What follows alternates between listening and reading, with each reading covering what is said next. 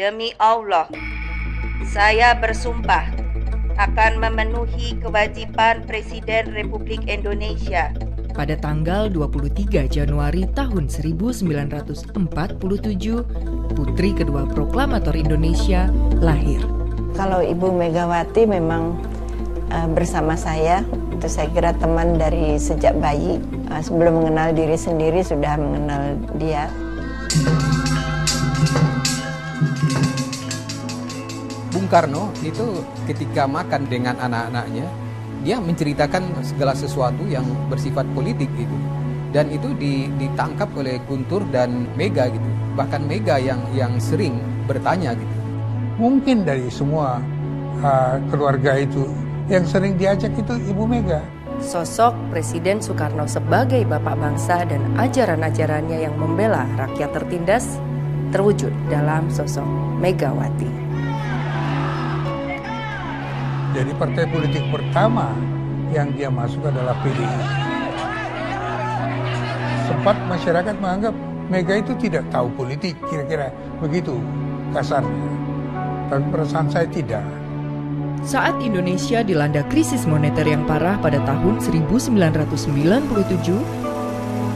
menurut saya modal reformasi antara lain bahwa kita sudah bisa menyelamatkan revolusi politik itu dengan baik. Gitu. Tentu masih banyak kekurangan, tapi ini tahap bahwa kita masa-masa kritis yang memberikan garis batas otoritarian dan demokrasi sudah mulai mengiring dengan institusi-institusi politik yang masih sangat lemah.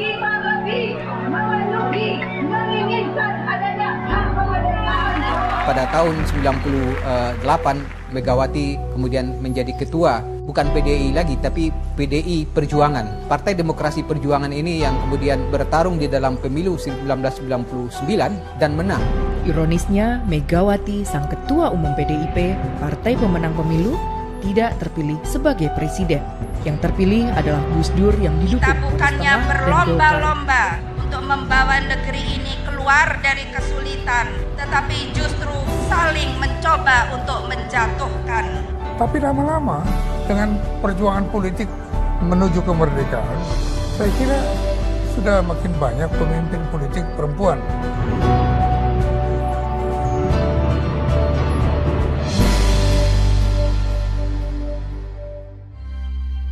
23 Juli 2001, Diah Permata Megawati Setiawati Soekarno Putri atau dikenal Megawati Soekarno Putri dilantik menjadi Presiden Republik Indonesia kelima. Megawati merupakan presiden wanita pertama dan putri dari Presiden Indonesia pertama Soekarno. Megawati menjabat presiden hingga 20 Oktober 2004. Sebelumnya dari tahun 1999 hingga 2001, Megawati menjadi wakil presiden pada pemerintahan Presiden Abdurrahman Wahid. Megawati dilantik setelah MPR mencabut mandatnya dari Abdurrahman Wahid. Saat ini, Megawati Soekarno Putri menjabat Ketua Umum PDI Perjuangan.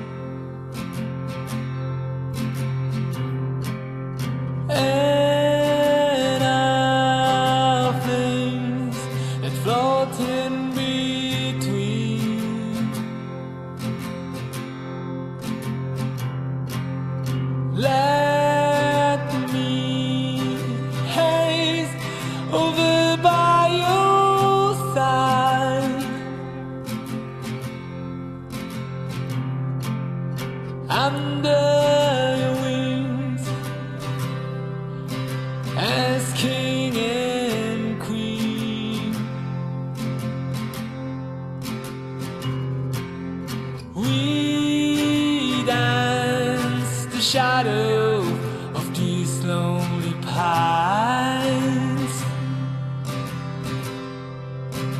and tonight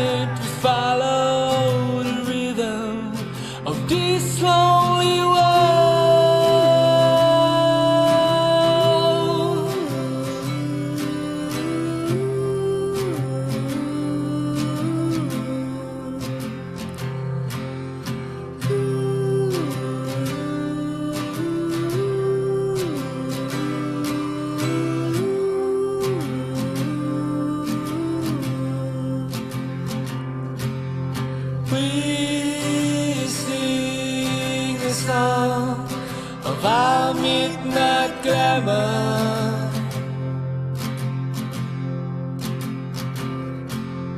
Eyes illuminate in high and low.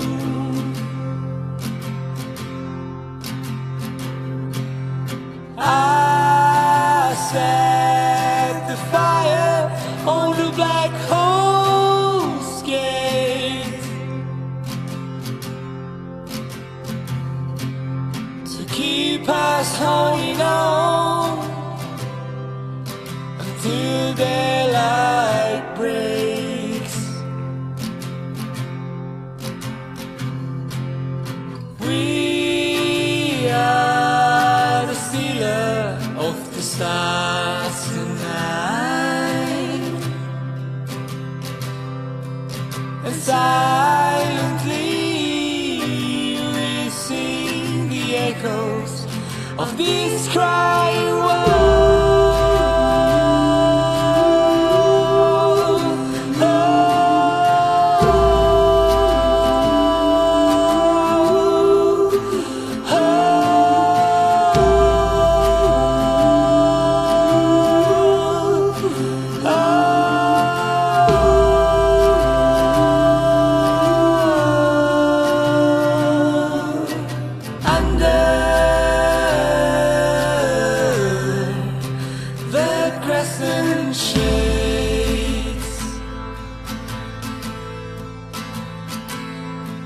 We hide, dance and sing, and widely awake.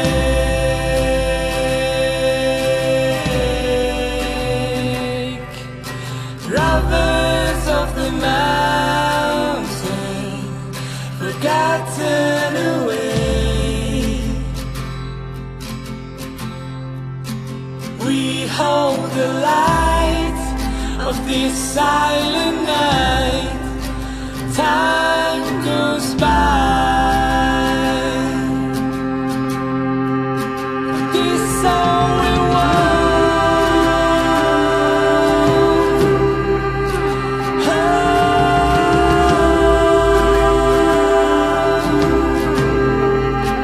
This all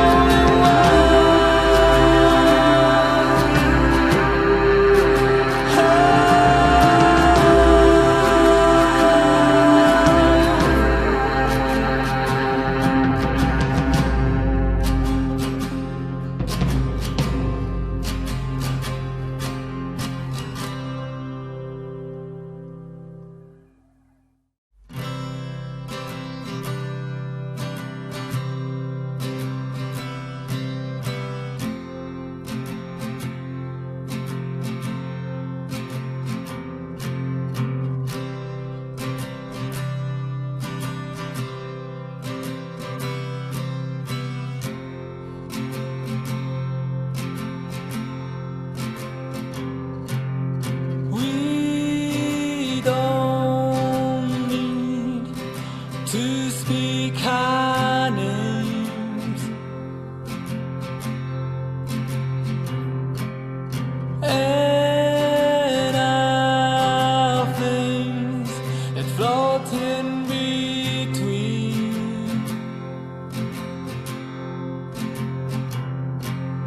Let me haze over by your side. Under your wings as king and queen. We dance the shadow of these lonely pines. And tonight we follow the rhythm of this lonely world.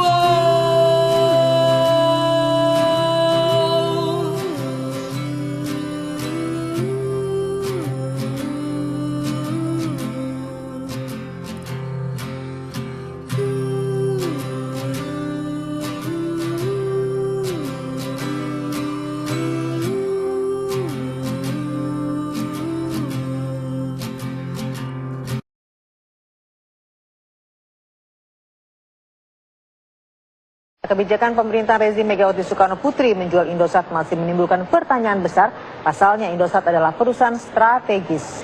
Lalu pertanyaan-pertanyaan pun muncul. Apa keputusan besar di balik penjualan Indosat?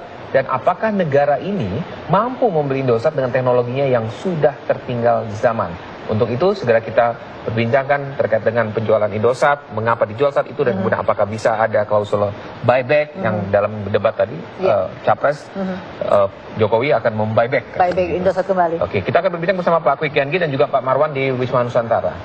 Dan kita ke Pak Kwik terlebih dahulu. Pak Kwik, mungkin bisa dijelaskan dulu Pak, awal muasalnya kenapa sih harus dijual saat itu Indosat? Ya, yang saya ketahui oleh karena saya ketika itu di dalam Menteri Bappenas, sehingga pernah didiskusikan di dalam Bappenas. Tapi sebelum itu saya sudah mendengar akan dijual.